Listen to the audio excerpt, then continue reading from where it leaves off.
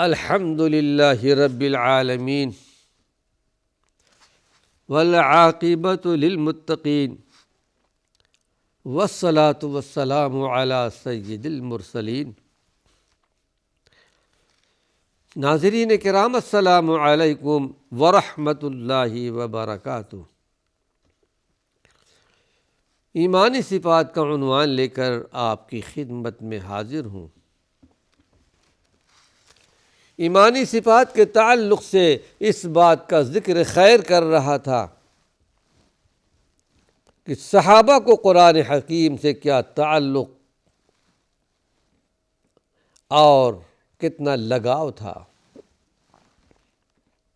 اس لیے کہ ان کی نگاہیں آخرت پر تھی، آخرت والی زندگی پر تھی۔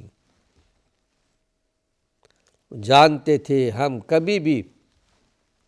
ہم زمین پر رہنے والے کبھی بھی زمین کے اندر ہو سکتے ہیں۔ ان کو یقین تھا، ہم کو اور آپ کو بھی یقین ہے کہ یقیناً موت آئے گی،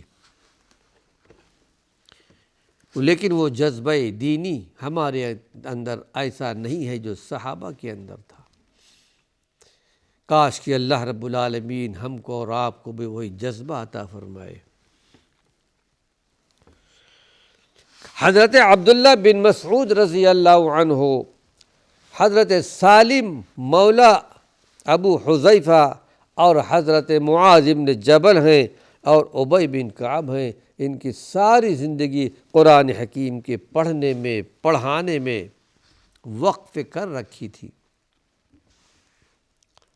اور یہ حدیث سن چکے تھے، خیرکم من تعلم القرآن وعلمہ، تم میں سب سے بہتر وہ انسان جو قرآن سیکھتا ہو، قرآن سکھاتا ہو۔ اس حقیقت کو جانتے تھے۔ آئیے حدیث سناتا ہوں آپ کو، اور یہ حدیث بخاری شریف کی ہے۔ عن عبداللہ بن عمرو رضی اللہ عنہ قال سمعت رسول اللہ صلی اللہ علیہ وسلم خذوا القرآن من اربع، من عبداللہ بن مسعود وسالم رضی اللہ عنہ ومعاذ بن جبل رضی اللہ عنہ وابی بن کعب رضی اللہ عنہ، رواہ البخاری۔ عبداللہ بن عمرو بن عاص کہتے ہیں کہ اللہ کے نبی صلی اللہ علیہ وسلم نے ارشاد فرمایا کہ میں نے اللہ کے نبی صلی اللہ علیہ وسلم سے یہ بات سنی ہے کہ خذ القرآن من اربع، 4 آدمیوں سے قرآن سیکھو۔ ان میں سے ایک عبداللہ بن مسعود ہیں، ایک سالم مولا ابو حذیفہ ہیں، ایک معاذ بن جبل ہیں، اور ایک ابی بن کعب ہیں۔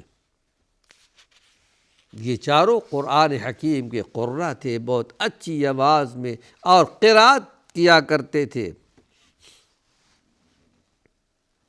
خذ القرآن من اربع، 4 آدمیوں سے قرآن سیکھو، یعنی اللہ کے رسول صلی اللہ علیہ وسلم نے ان کی تعریف بیان فرمائی۔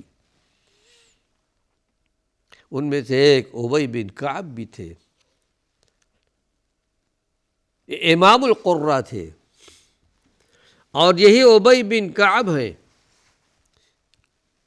جن کو اللہ کے رسول صلی اللہ علیہ وسلم نے، جن کو حضرت عمر بن خطاب رضی اللہ عنہ نے اپنے دور خلافت میں تراویح کی نماز کے لیے امام مقرر کیا تھا، جبکہ لوگ الگ الگ نمازیں پڑھ رہے تھے۔ کہا کاش کہ ایک ساتھ نماز پڑھی جائے، اور امام معین کر دیا حضرت ابی بن کعب رضی اللہ عنہ کو۔ اور ایک روایت ابی بن کعب رضی اللہ عنہ سے ایک اور ملتی ہے کہ اللہ کے رسول صلی اللہ علیہ وسلم نے حضرت ابی بن کعب کو خواتین کے لیے معین کر دیا تھا رات کی نماز پڑھانے کے لیے۔ خواتین کو نمازیں پڑھا کر نماز کی امامت کیا کرتے تھے۔ اور یہی ابی بن کعب رضی اللہ عنہ جن کے بارے میں حدیث شریف میں آتا ہے کہ ایک مرتبہ اللہ کے رسول صلی اللہ علیہ وسلم نے حضرت ابی بن کعب سے کہا کہ اے ابی مجھے قرآن سناؤ، اور یہ حکم اللہ نے مجھے دیا ہے، یعنی اللہ نے مجھے حکم دیا ہے کہ میں اے ابی تم سے قرآن سنوں۔ حضرت ابی بن کعب نے سوال کر لیا کہ اللہ کے رسول صلی اللہ علیہ وسلم کیا اللہ نے میرا نام لیا ہے؟ کہا ہاں اے ابی اللہ نے آپ کا نام لیا ہے۔ رقت طاری ہوئی اور آنکھوں سے آنسو نکل آئے، خوشی کا عالم تھا۔ اللہ نے صحابہ کو کیا درجہ کیا مقام دیا تھا۔ اللہ رب العالمین کچھ حصہ ہم کو اور آپ کو بھی نصیب فرمائے، ہمارے اور آپ کے کمزوریوں کو بھی اللہ رب العالمین معاف فرما دے، نیک لوگوں میں شمار کر لے، اور اپنی رحمتوں کے، اپنی برکتوں کے چند قطرے ہم پر اور آپ پر بھی ڈال دے کہ ہماری اور آپ کی دنیا بھی بن جائے، آخرت بھی بن جائے۔ تو اللہ کے پیارے پیغمبر محمد صلی اللہ علیہ وسلم نے حکم دیا تھا ان 4 آدمیوں سے قرآن سیکھو۔ عبداللہ بن مسعود ہیں، حضرت سالم ہیں، حضرت معاذ بن جبل ہیں، حضرت ابی بن کعب ہیں۔ آئیے ایک روایت اور آپ کے سامنے پیش کر رہا ہوں۔ حضرت عمر بن خطاب رضی اللہ عنہ قرآن حکیم کی تلاوت کر رہے تھے، ایک ہی آیت پڑھ رہے تھے، اور وہ آیت عذاب کی آیت تھی۔ پہلے روایت آپ کے سامنے پیش کر رہا ہوں کہ قرأ عمر بن الخطاب رضی اللہ عنہ سورۃ الطور حتی قولہ تعالی ان عذاب ربک لواقع ما لہ من دافع۔ سورہ طور کی آیت ہے، قسم ہے طور کی، وہ کتاب مستور، اور قسم ہے کتاب مستور کی، لوح محفوظ کی۔ ان عذاب ربک لواقع ما لہ من دافع، یقیناً اے ہمارے پیغمبر محمد صلی اللہ علیہ وسلم جن پر تیرے رب کا عذاب واقع ہو جائے اسے کوئی دفع کرنے والا، کوئی روکنے والا، ہٹانے والا نہیں ہے۔ فبکا، عمر بن خطاب رو پڑے، واشتد بکاؤہ، اور بڑی شدت کے ساتھ روئے، حتی مرض وعادوہ، یہاں تک کہ بیمار پڑ گئے، اور لوگ بیمار پرسی کرنے کے لیے جاتے تھے، یہاں تک کہ ایک روایت میں ہے 1 مہینے تک بیمار رہے اور لوگ بیمار پرسی کرنے کے لیے جاتے رہے۔ قرآن حکیم کی اس آیت نے اثر کیا کہ جس پر بھی تیرے رب کا عذاب واقع ہو جائے اسے کوئی روک نہیں سکتا۔ تقوی طہارت کا اندازہ لگائیے، خوف الہی کا اندازہ لگائیے۔ اللہ کے پیارے پیغمبر کے مقدس ساتھی تھے، اللہ کے پیارے پیغمبر محمد صلی اللہ علیہ وسلم نے جنت کی بشارت سنائی تھی، یہاں تک کہ ایک مرتبہ آپ نے ارشاد فرمایا تھا، اے عمر میں معراج کی رات میں جب کہ جنت کی طرف سیر کر رہا تھا میں نے تمہارے محل کو بھی دیکھا۔ پوچھا اے جبریل امین کا، یہ عمر بن خطاب کا محل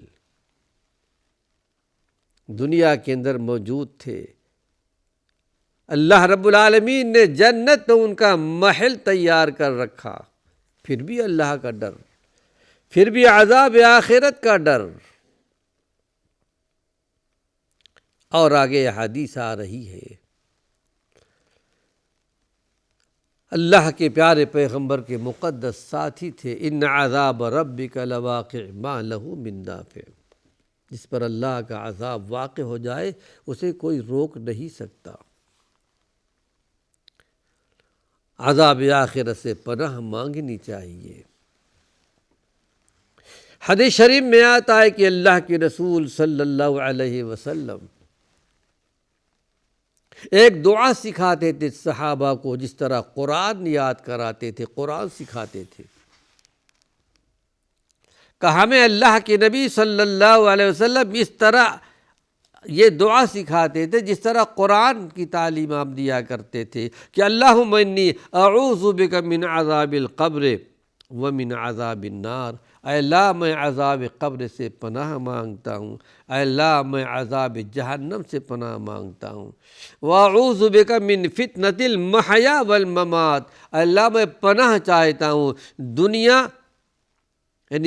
دنیا اور آخرت کے فتنے سے، واعوذ بک من فتنۃ المسیح الدجال، اور مسیح دجال کے فتنے سے۔ جس طرح قرآن سکھاتے تھے اسی طرح یہ دعا پڑھا کرتے تھے، اور اس تشہد میں ہمیں یہ دعا پڑھنی چاہیے۔ تشہد سے مراد جس رکعت میں ہم اور آپ سلام پھیرتے ہیں، درود شریف پڑھنے کے بعد یہ دعا پڑھ لینی چاہیے۔ اللہ کے پیارے پیغمبر محمد صلی اللہ علیہ وسلم نے یہ دعا سکھلائی ہے، ہمیں یہ دعا پڑھنی چاہیے۔ آئیے ایک حدیث اور آپ کے سامنے پیش کر رہا ہوں۔ سورہ مریم کی ایک آیت یاد آنے پر عبداللہ بن رواحہ پر رقت طاری ہو گئی۔ عبداللہ بن رواحہ یہ بڑے مقدس صحابی تھے۔ سورہ مریم کی آیت، پوری حدیث آپ کے سامنے پیش کر رہا ہوں۔ یہ حدیث قیس بن ابی حازم سے ہے۔ کہتے ہیں عن قیس بن ابی حازم رضی اللہ عنہ قال كنا عند عبد الله بن رواحہ واضعا رأسه في حجر امرأته فبكت امرأته فقال ما يبكيك قالت رأيتك تبكي فبكيت قال إني ذكرت قول الله سبحانه وتعالى وَإِن مِّنكُمْ إِلَّا وَارِدُهَا كَانَ عَلَى رَبِّكَ حَتْمًا مَّقْضِيًّا فَلَا أَدْرِي أَنْجُو مِنْهَا أَمْ لَا ذَكَرَهُ ابن کثیر۔ ابن کثیر کی روایت ہے جس کو علامہ ابن کثیر رحمۃ اللہ علیہ نے اپنی تفسیر ابن کثیر میں نقل کی ہے۔ روایت کرتے ہیں حضرت قیس بن حازم کہ عبداللہ بن رواحہ رضی اللہ عنہ واضعا رأسہ فی حجر امرأتہ، یعنی صحابہ روایت بیان کرتے ہوئے وہ حالت بھی بیان کر دیا کرتے تھے۔ کس حالت میں یہ حدیث بیان کی گئی تو کہتے ہیں وہ اپنے بیوی کے گود میں ان کا سر رکھا ہوا تھا اور رو رہے تھے۔ ان کو دیکھ کر کے ان کی بیوی بھی رو پڑی۔ فقال، عبداللہ بن رواحہ نے اپنی بیوی سے کہا کہ ما یبکی، کہ بتائیے تم نے کیوں رویا ہے، تمہارے آنکھوں سے آنسو کیوں نکلے؟ تو کہا عبداللہ ابن رواحہ بات یہ ہے کہ رأیتک تبکی فبکیت، دیکھا کہ آپ رو رہی ہیں تو میں بھی رو پڑی۔ قالا، اس وقت عبداللہ بن رواحہ نے کہا کہ میں تو اس بات پر رویا ہوں، مجھے اللہ رب العالمین کا یہ قول یاد آ گیا کل حشر کے میدان میں، قیامت کے میدان میں، جب کہ پل صراط رکھا جائے گا جو تلوار سے زیادہ تیز ہے، بال سے زیادہ باریک، اور ہر ایک کو گزرنا ہے۔ وہی منکم الا واردھا، تم میں سے کوئی ایسا نہیں جو وہاں سے نہ گزرے، یعنی ہر ایک کو گزرنا ہے۔ چاہے انبیاء کی جماعت ہو، چاہے شہداء کی جماعت ہو، چاہے صالحہ کی جماعت ہو، نیک ہو یا برے ہو، ہر ایک کو وہاں سے گزرنا ہے۔ کان علی ربک حتما مقضیہ، اللہ رب العالمین نے اس بات کا فیصلہ کر دیا ہے، فیصلہ کن بات ہے، یہ ہو کر کے رہے گا۔ تو بیوی سے کہتے ہیں کہ یہ بیوی میں نہیں جانتا کہ انجو منہا املا، میں نجات پاؤں گا یا نجات نہیں پاؤں گا۔ کون ہے؟ صحابہ ہیں، اللہ کے پیارے پیغمبر کے ساتھی ہیں۔ صحابہ کو اللہ نے بہت بڑا درجہ، بہت بڑا مقام دیا ہے۔ ہم کو اور آپ کو اس سے نصیحت حاصل کرنی چاہیے۔ یہ قیامت کے حالات ہوں گے، قیامت کے دن میزان بھی رکھا جائے گا، قیامت کے دن نامہ اعمال بھی دیے جائیں گے، کسی کو داہنے ہاتھ میں تو کسی کو بائیں ہاتھ میں، اور قیامت کے دن پلصراط بھی رکھا جائے گا۔ یہ حالات، یہ واقعات قیامت کے دن پیش آنے والے ہیں۔ تو حضرت عبداللہ بن رواحہ کہتے ہیں کہ مجھے یاد آ گیا، یہ آیت یاد آ گئی، اور قرآن نے یہ کہہ دیا وَإِن مِّنكُمْ إِلَّا وَارِدُهَا، تم میں سے ہر ایک کو وہاں سے گزرنا ہے، کسے باشد کوئی بھی ہو۔ کان علی ربک حتما مقضیہ، اللہ نے فیصلہ کر دیا ہے، لیکن وَيُنَجِّي اللَّهُ الَّذِينَ اتَّقَوْا وَنَذَرُ الظَّالِمِينَ فِيهَا جِثِيًّا، لیکن پروردگار عالم کا ایک قانون ہے، وہ یہ کہ جن کی زندگی اللہ والی زندگی ہوگی، تقوی والوں کی، اس کو تو پار کرا دے گا، لیکن جو ظالم ہوں گے اللہ رب العالمین ان کو جہنم میں ڈال دے گا۔ رب ذوالجلال ہم سب کو جہنم کے عذاب سے بال بال محفوظ رکھے۔ وآخر دعوانا ان الحمد للہ رب العالمین۔